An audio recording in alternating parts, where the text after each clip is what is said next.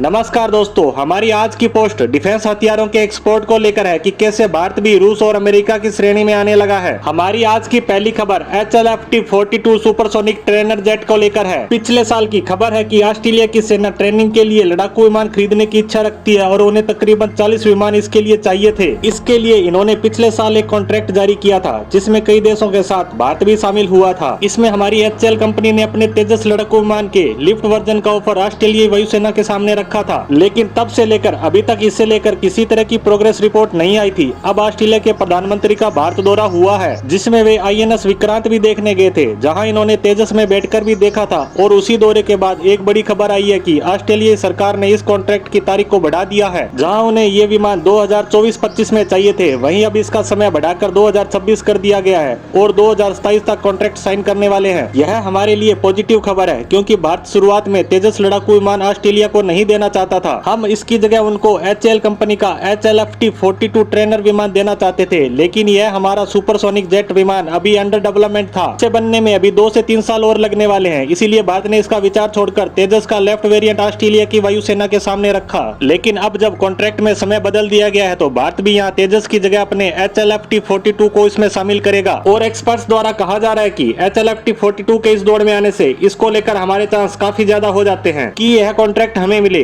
क्योंकि यह एक सुपरसोनिक ट्रेनर जेट है। साथ ही यह नेक्स्ट जनरेशन का भी ट्रेनर जेट है, मतलब कि दुनिया भर के जो भी ट्रेनर जेट है उनमें यह एडवांस टेक्नोलॉजी का है। अगर आपको इस जेट के बारे में जानकारी नहीं है तो कुछ दिन पहले एरो शो के दौरान हनुमान जी के स्टिकर वाले जेट के मॉडल की खबर आपने सुनी ही होगी, जो स्टिकर बाद में उतार दिया गया था। यह वही जेट है। वहीं अब दूसरी खबर पर आते हैं। ऑस्ट्रेलिया हमसे एक और हथियार खरीदने पर बात कर रहा है। दरअसल हमारी एक प्राइवेट डिफेंस कंपनी है और उसके एक ड्रोन को ऑस्ट्रेलिया खरीदना चाहता है। इस कंपनी का नाम है सागर डिफेंस और ड्रोन का नाम वरुणा बताया जा रहा है कि आने वाले कुछ ही समय में इसको लेकर बातचीत कंप्लीट हो जाएगी और डील फाइनल होने के बाद ऑस्ट्रेलिया को ये ड्रोन सप्लाई होना शुरू हो जाएंगे। यह एक छोटा ड्रोन है जो लॉजिस्टिक व ट्रांसपोर्टेशन के काम आता है। वरुणा ड्रोन 130 kg तक वजन उठा सकता है, यानी यह सेना के जवानों को एक जगह से दूसरी जगह ले जाने में सक्षम है। ऑस्ट्रेलियाई सेना अपनी सीमाओं की निगरानी के लिए इस ड्रोन को खरीदना चाहती है। वहीं आज एक और खबर आई है कि भारतीय नौसेना ने ब्रह्मोस एरोस्पेस कंपनी को ब्रह्मोस मिसाइल का ऑर्डर दिया है, जिसका टेस्ट कुछ दिन पहले ही किया गया था। यानी भारतीय नौसेना इसकी परफॉर्मेंस से संतुष्ट है और इस टेस्ट के होने के तुरंत बाद ही इसका ऑर्डर दे दिया गया है, जिससे हमारी नौसेना की ताकत में इजाफा होगा। इसीलिए भारतीय नौसेना द्वारा लगभग $2.5 बिलियन